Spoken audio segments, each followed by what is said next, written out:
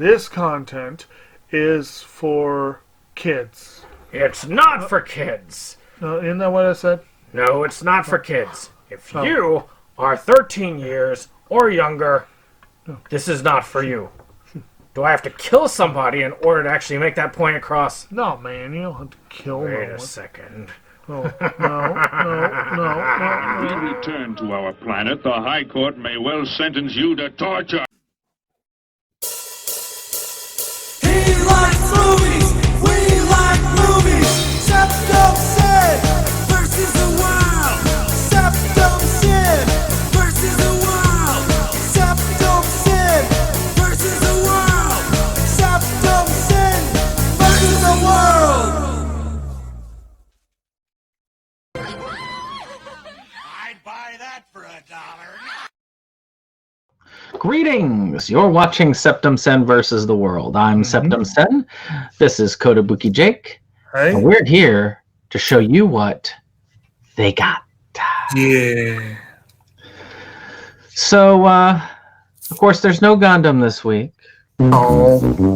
I know. It seems like we fail all the time. I have to play that Price is Right music each time. I need to get some applause going. Is that where you stole it from? Yeah, I need to get some background applause too. That way I can start playing that in the background if we ever get Gundam, you know.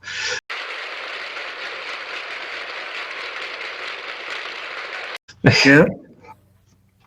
But and I have a more opportunity now to take stuff online as little bits and make more clips. So with that being said, I guess we'll go off and show some of that beautiful movie footage right now. All right. We touch, we break, make it seem like we feel the same. We love what we hate. We lie, but we know we can't water what doesn't grow. Give up, let it go. Well, we fell apart just in time. You say at least it was worth the try.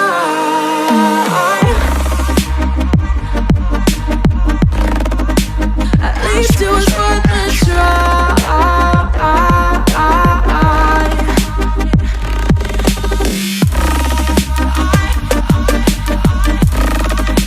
At least it was worth the try.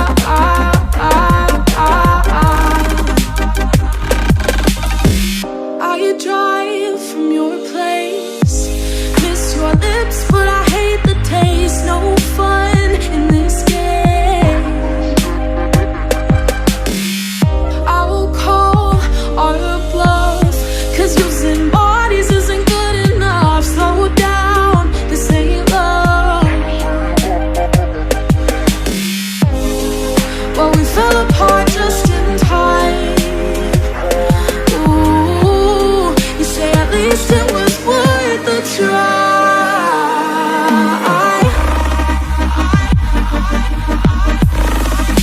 At least it was worth the try.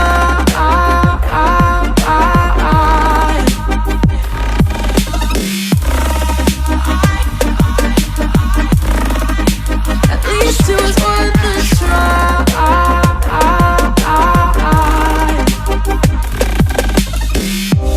We keep playing games, can't go separate ways. Break up all the same. We keep playing games, can't go separate ways. Break up all the same. Well, we fell apart just in time.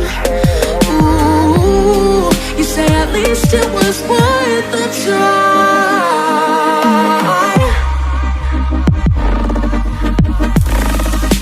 At least it was worth the try.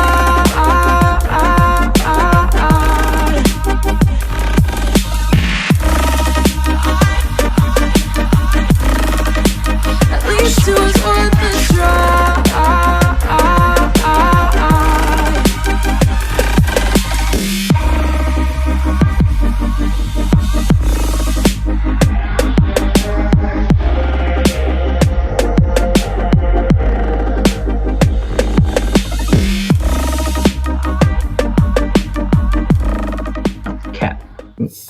Yeah, nope.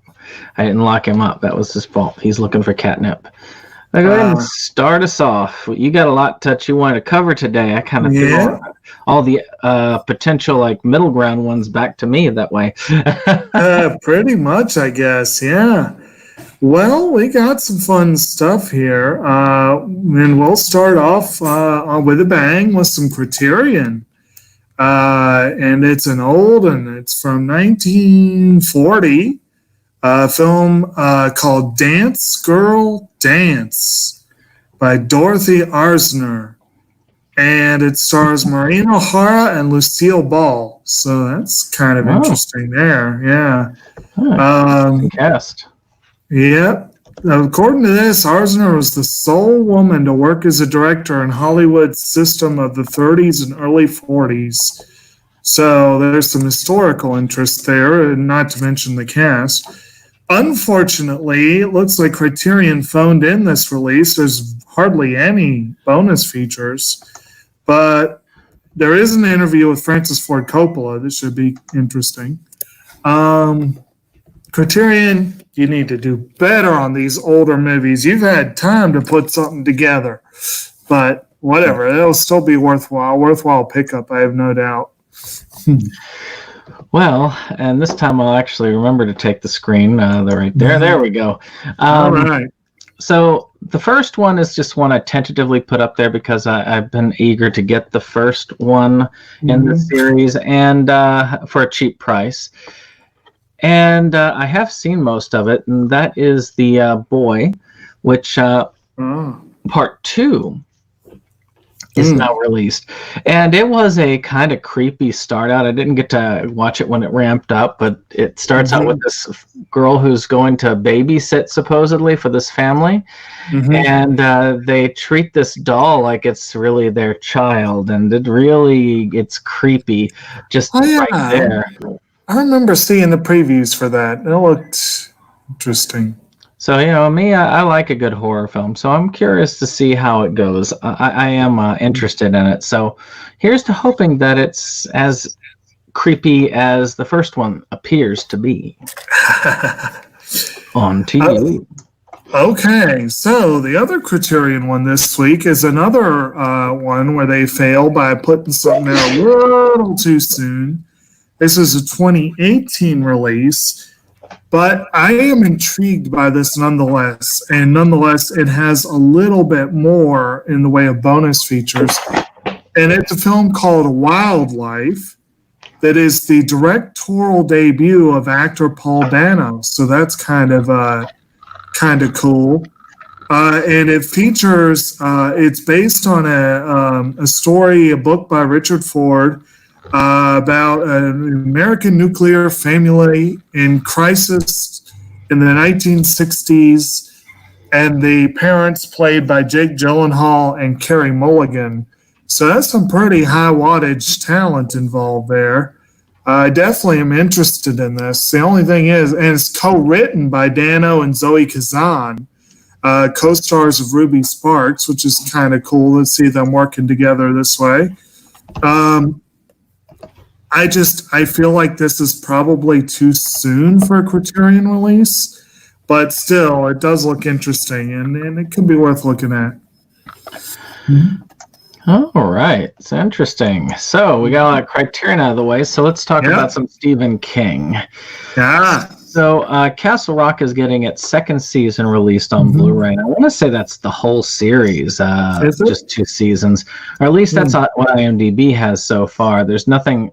And usually by this point, they would have had up there like episodic like count for the next season.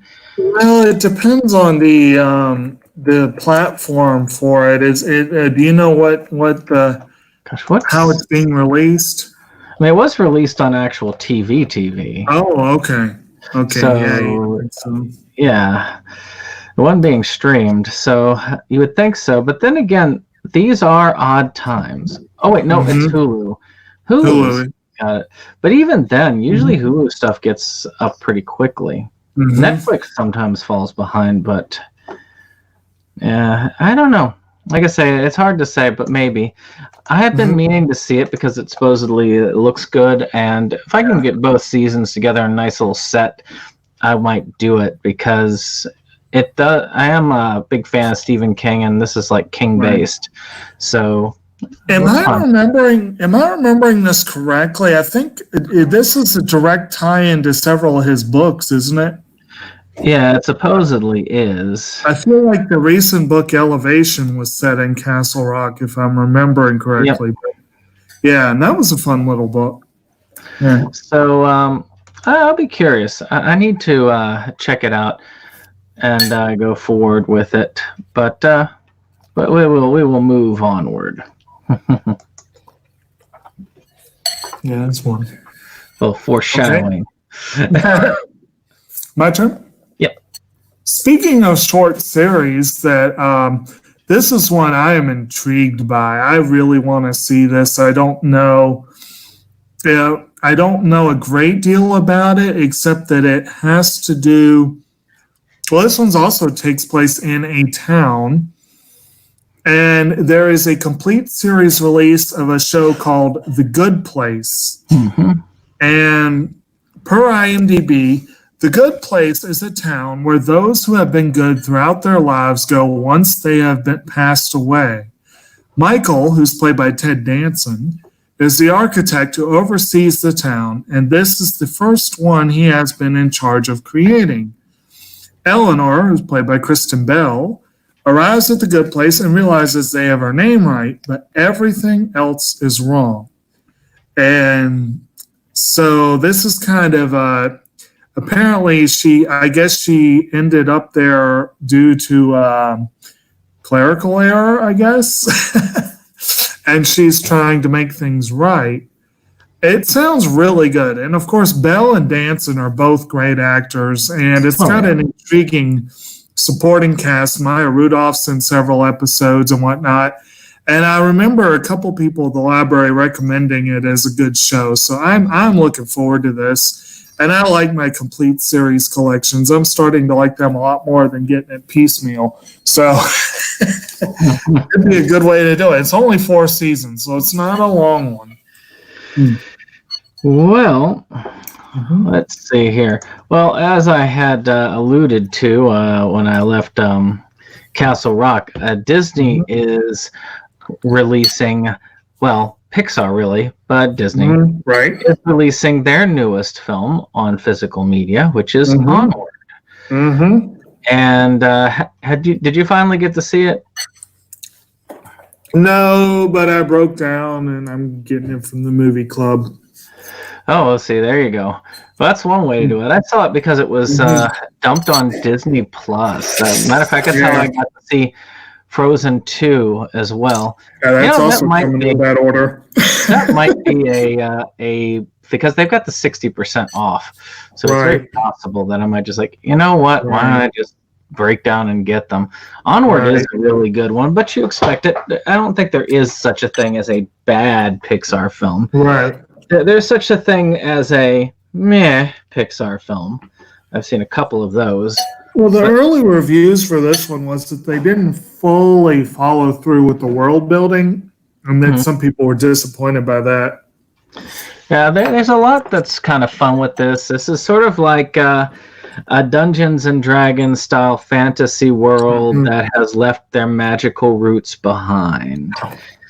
And a lot of it's about reclaiming that, but also about family and brothers trying to bond after having that bond kind of ragged most of their lives. It is a very good one. Not sure exactly where it ranks on the list, but it's most definitely higher than any of the Cars films and A Bug's Life. But not to mention the brothers reunite two Marvel mainstays. We got Spider-Man and Star-Lord. So it's gonna be to me. It was a fun one. I look forward to getting it eventually. I would say when it comes down in price, but that ain't happening. It's Disney. Yeah. But still, fun stuff, nevertheless. Right. Well, this week is a big release week for 2020 releases. And one that I am curious about is a film directed by Nat Faxon and Jim Rash, and it's a remake of the European hit Force Majeure, which I still need to see. And it's called Downhill, and features your buddy Will Ferrell, along with Julia Louis-Dreyfus, and some other folks. And basically, they play a couple whose family is on vacation in the Alps, and they apparently have a sort of timed avalanches at this resort. And this couple doesn't realize this.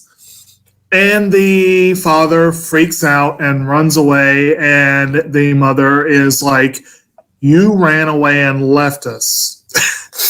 So, needless to say, there's a bit of tension for the rest of the trip. Yeah, I'd say. I have heard that Force Majeure is a hell of a film. I really want to see it. I've never seen it.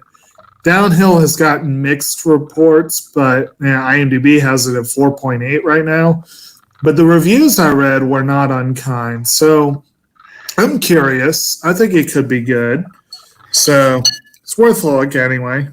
Well, Downhill and Onward do both have one thing in common. Mm-hmm. It's that Amazon is not selling their physical releases at this time. So they're just doing their Prime service with them.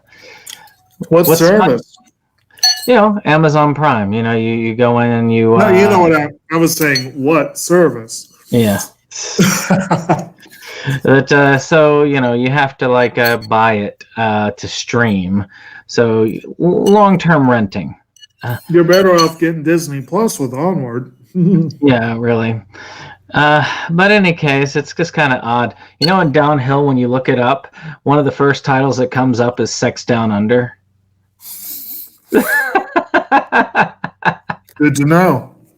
Speaking of streaming services that, oddly enough, have a physical release, Creepshow Season 1 is getting a physical release from Shudder, which is really cool. I really enjoyed what I have seen of this series.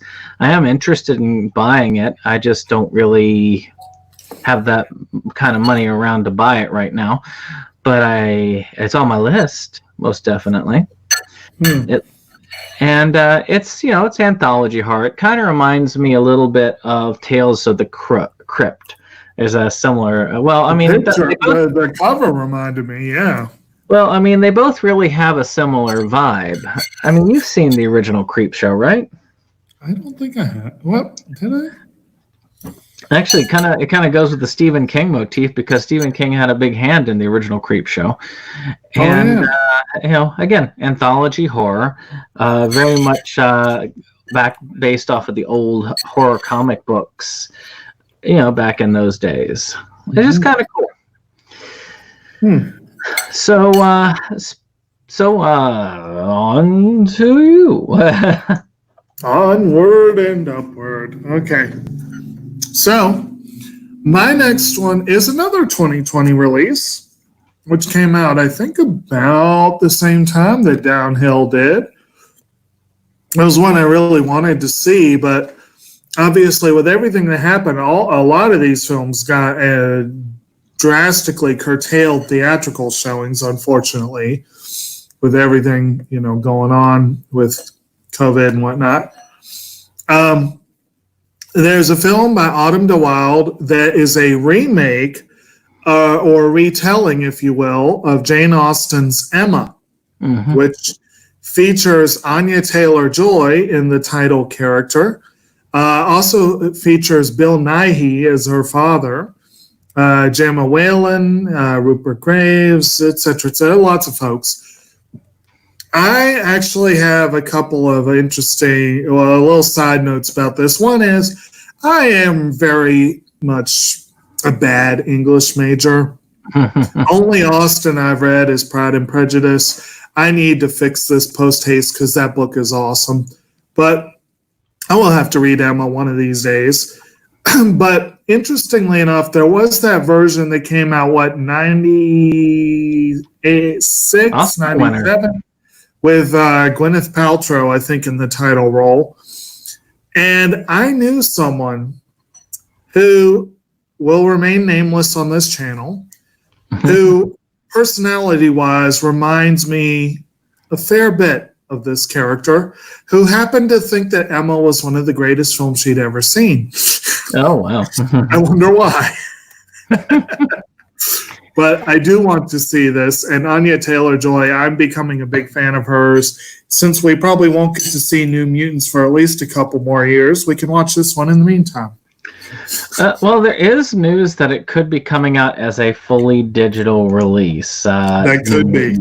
Which, is that possibility. Mm-hmm. So one film that everybody is like, oddly enough, had really liked, and I'm curious about, but not quite curious enough to buy it for $25 to $30, is Sonic the Hedgehog. Oh, you don't think it's worth that much? What's weird is I was combining the titles, and I thought it said for a moment Sonic the Hedgehog, the Apokolips War. But Sonic the Hedgehog art. You've seen Hop, right? Yes. I don't know what it is. No, I know exactly what it is. It's the actor. Yeah. Yeah. But I look at this, I see Hop. Well, better that than looking at it and thinking Cyclops. But, now keep in mind, I don't mind Hop. It was a decent film. And from what I've heard, I think that a lot of the love from this film is not the fact that it was one of the best Sonic movies they could make, but that it was actually a good movie. Not a great movie, but a good movie when they were expecting a terrible movie. Yes. So, I mean, there are worse things. A lot of people were expecting a train wreck. And but instead they got kind of like a by the numbers family kind of buddy comedy between the guys always aside from cartoon animals apparently. All right. We'll pass that to you. Okay, well, there's a couple of British series where I want to say they're both British series. They're getting releases this week. And really, we could have combined these into one slot, but whatever. I am already collecting one, and I probably will start with the other, and they're both super popular, so they're worth mention. And one of those is called Midwife, which is getting a Season 9 release. And I have not yet started watching it. I just know I want to see it. It's very popular. It's highly regarded. I'm surprised it's still gone for 9 seasons, but then again, we're also talking British seasons, so it's probably not a huge number of episodes, but one day. I've heard a lot about Call of the Midwife, but I've yet to see any of it. Now, have you actually watched any of the episodes of the series yet? That's what I said. I haven't seen it yet. Not yet. Well, I'm sure someday. Speaking of stuff, I need to really get back into those DC animated movies. And one that's coming out is Justice League Dark Apokolips. And I heard a lot of good things about Justice League Dark, the last one. Oh, it was good. So, and Apokolips, I really do think that the DC Universe kind of dropped the ball, but it was going in the correct direction, setting up Apokolips as the main villain, because he was a major villain. And if they had had good films... No, it wasn't Apokolips. You're thinking Marvel there. Well, Darkseid comes from Apokolips. Oh, yeah, sorry. Well, yes. Apokolips is what I'm saying is... because Apokolips is also where the other... Well, Steppenwolf was from. Yes. As well. So I'm saying they're setting up Apokolips to do an Apokolips war. And it would have gone very well with Darkseid being the big baddie, the Thanos that they're building up to. Matter of fact, on what was that one? The Death Battle channel. They had Infinity Gauntlet Thanos square off against Darkseid, and they had Darkseid beat him. So it just shows you how powerful Darkseid is. Oh yeah. People say that Superman's overpowered, but Darkseid can go one-on-one with him and do some real damage to him. Yeah. So it's just it is a shame that we never got to that level, but it's kind of cool to see that brought back again in the animated universe with Justice League Dark. Right. Then again, we could have ended up with the Power Rangers comparisons we got with X-Men Apokolips, right? Oh gosh. So, the other one that is coming out, I think Acorn Media is behind both of these actually, is called Brokenwood Mysteries, and Brokenwood Mysteries is getting a Series 6 release. This is basically a police procedural drama. I don't know much about it to set it aside from the pack other than it's quite popular. So, there you go. It's that new popular kid at the table. Yes. All right. Well, the next one I actually have a physical for. Only one of the two. This one was combined because I was trying to get us down to, to 10 each. And we could have split this one up and combined the other two. But there's 2 Tom Cruise films getting 4K treatment. Which is why I listed 3. And yes, I was going to do them all as one. Well, I've got 2 of the 3 here. Which is Top Gun and Days of Thunder. The other one was War of the Worlds. Ah, yes, I forgot about that one. It's all right. It deserves to be forgotten. I did not like that one at all. I didn't mind it, but it was hardly a high water mark for those. I mean, if you're going to compare it to Top Gun, which is an essential for Tom Cruise. What's that? And even Days of Thunder. I'm sorry, but War of the Worlds, they could have found a better Tom Cruise film to throw out as a third for that 4K. Right. So, yeah. I mean, this one, of course, is you got to have it in your collection. I've heard Days of Thunder is good. I've never seen it. Days of Thunder is good. It's a decent racing film. It's nowhere near as good as Ford v Ferrari or Talladega Nights, but it's one of those racing films. And then, of course, Top Gun. I grew up on that. That's classic. Oh yeah, that's there. Of course, War of the Worlds, I have a weird story for that, too, because they filmed much of it near Rafine, I believe it was. And I actually had a coworker who went to the casting call and didn't tell me about it. There could have been 2 Steven Spielberg movies where I didn't get a part. I really have I really do have a nostalgia feel for the original War of the Worlds movie. Though seeing it as an allegory for the Red Menace coming to attack, which makes sense, the Red Planet. I've been watching that Oliver Stone history series that he did. And it's kind of interesting how history looks when you take off the kind of shoe shine that we put on our own history. So. Interesting. I will push it over there. There you go. And I do believe that that's going to be getting a Criterion release in a couple months. Now that I think about it. What, shoe shine? No, the old War of the Worlds, but that'll be good. It's a Criterion. Right. So I'm going to be ending with some anime commentary here. The first one is a release from Sentai Filmworks, and it's called Senryu Girl. Apparently, Senryu is a form of poetic expression similar to haiku, and the series focuses on a girl who's unable to communicate effectively except through Senryu. So, as a literature student, I approve. I will have to see this. It looks fun. That's all I know about it, though. Well, let's see here. I have one anime that's going to be on mine, and that is King of Thorn. is getting a release on the Essentials brand. Now, I didn't send that one to you because I actually own a copy and I've seen it. I don't know if I don't think you've seen this yet, have you? I have not, no. There was something about the cover. There was just that got me to go, okay, I want to check it out and see what this is about.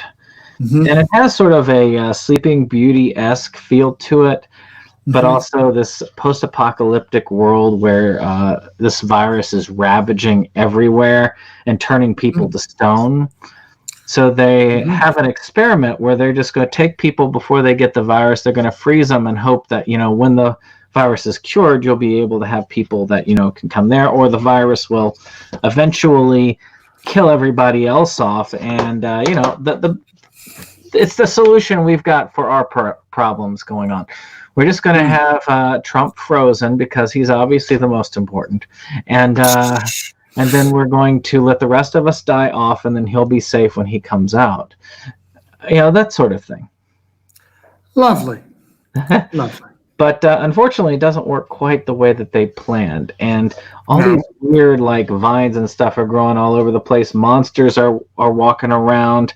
And everybody's being slaughtered. There's a lot of bloody deaths in this. Oh, good times. But it's still a fairly fun and interesting movie. I'd be willing to watch it again. But not necessarily buy it again. Though the other thing I find odd is and you have a couple of these, don't you? To where the slipcase is taller than the... oh, yeah.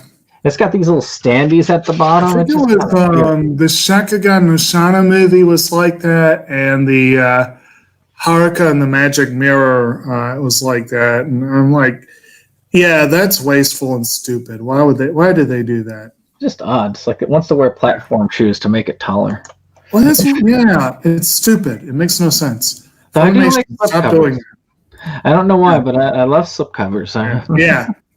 But speaking of Funimation, there is a series coming out. I believe it's a season 1, part 1 deal because Funimation. But there is a series coming out this week called the Quintessential Quintuplets. And it's based on a popular, I can't remember if it's a light novel or a manga series, but I know it's quite popular right now. And the show itself is apparently quite popular. I am curious about this. The name obviously caught my attention right away. And if only because it's a Q and there's so few of those. Oh, yeah. I've gotten... Awesome. I don't know what I got, but I have to make sure that I have at least one anime for every letter of the alphabet. And this one's doubling down on it. It's a double Q. But it's basically this dude who one day he comes across a private tutoring gig, but his pupils are his classmates. In fact, they are quintuplets and are on the brink of flunking out. So yeah, it's I understand it. I think it's basically a harem rom-com, but it's, like I said, very popular and decently well rated. And I don't think I'm going to go for the split release, except that it looks like it comes in an art box, so I may get it if I can get a really good deal on it. But I'm not paying full price. But for those of you who have been following and want this show, you can start collecting it. Yes, indeed. You know what's interesting? On the pickups, I have an anime that starts with a Q as one of my, it's one of my pickups. So this next one is a 4K upgrade, which I may have to do because mine is an old release, and it's like it would be great to jump this up. I have to look at the special features though, because this still has a really decent number of special features because I got the 25th anniversary version, and that's of the Blues Brothers. And the Blues Brothers, I mean, it is an essential. If you like Dan Aykroyd, if you like John Belushi, you can't go wrong with this. It's got great music. I have a soundtrack sitting in my soundtrack. and it's just I watched it since I was a kid. It was just such a good movie. So it's probably well worth picking up the 4K. I gotta look at the special features to see if they leave any of these out, because I hate when they do a 4K upgrade and then they cut the special features. Yeah. I mean, I wonder how that's going to look and sound. I have no doubt that it will at least be a decent transfer, but if they could remaster the soundtrack to a level that'd be good. Really cool. I mean, that would be worth it right there. Yeah. I will admit, I do like that movie. I've seen it probably 3 times at this point. Oh, wow. But at one point, it would have been a very good potential for our Second Chances month, because the first time I saw it, I hated it. I did. I hated it. I thought it was one of the stupidest movies I'd ever seen. I liked the music, but I thought the movie itself was stupid. But then I went back and I was like, oh, this is pretty fun. And the music is awesome. Yes. I will give it to you for the last one. So a movie that I wanted to visit, but I blinked and missed its initial American release because it was a Fathom release. But it was so popular, it got another Fathom release, but it was a one-shot only Sunday afternoon screening. I don't know what they were thinking. One of the few anime last year that was actually submitted for Oscar consideration is a film from Studio Trigger, the crazy folks behind Kill la Kill, and it's a film called Promare. And Promare is directed by Hiroyuki Imaishi, and 30 years has passed. Right Stuff needs to do some spell check. 30 years has passed since the appearance of the Burnish, a race of flame-wielding mutant beings who destroyed half the world with fire. When a new group of aggressive mutants calling themselves Mad Burnish appears, the epic battle between Galo Tamos, a new member of the anti-Burnish rescue team Burning Rescue, and Leo Fotia, the leader of Mad Burnish, begins. So, I think this looks like a very action-heavy movie. It's supposed to kill. Well, yeah, it looks like it would appeal heavily to fans of Kill la Kill, which is probably part of the reason why it is so popular. It is getting a release this week that includes a steelbook release. The steelbook looks cool. It does look cool, and I am tempted. But this is a G-Kids release, actually, interestingly enough. And they haven't done that many steelbooks. I wonder if they're going to be doing more in the future. But they're...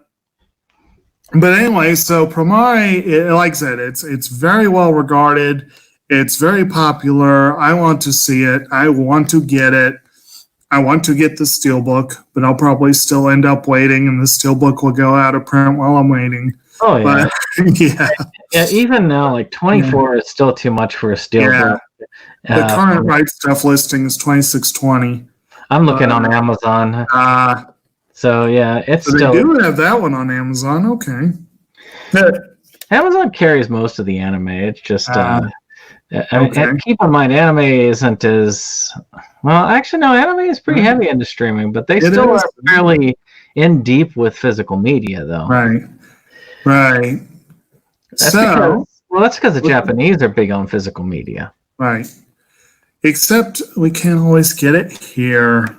That is true. That is true. Or we can get it for very, very high prices. Too high. All right. So the last one of this time is one that I have a copy of the original DVD release, and they're doing a 4K.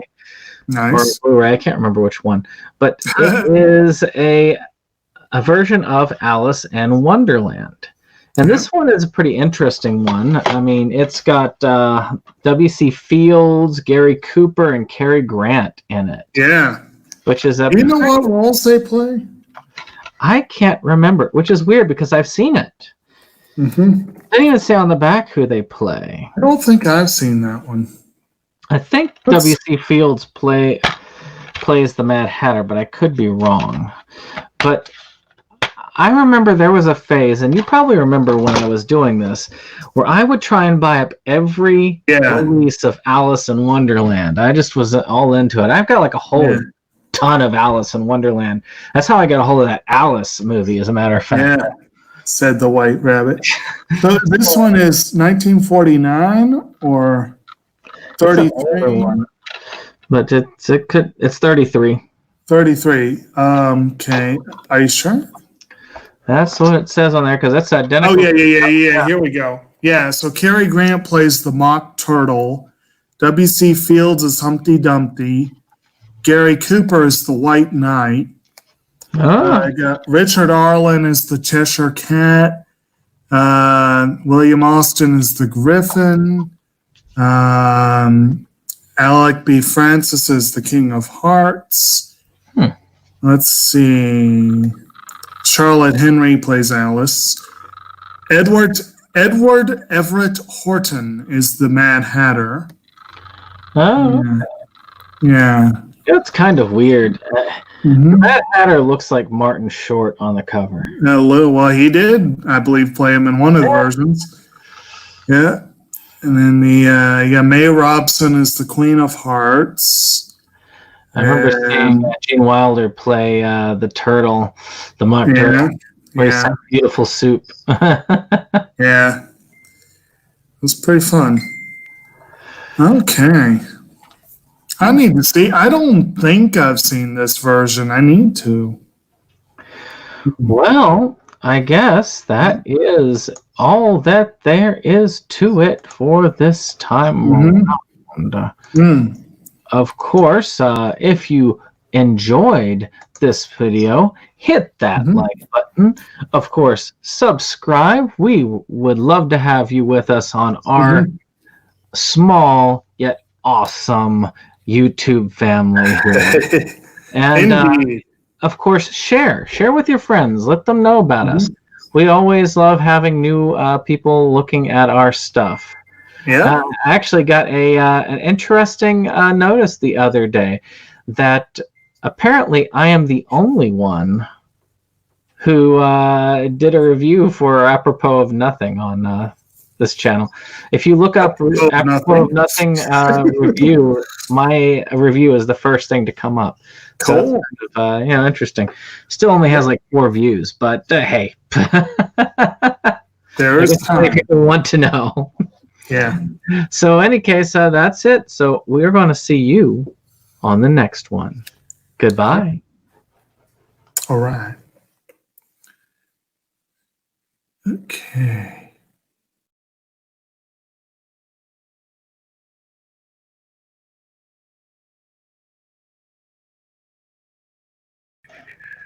Goodbye.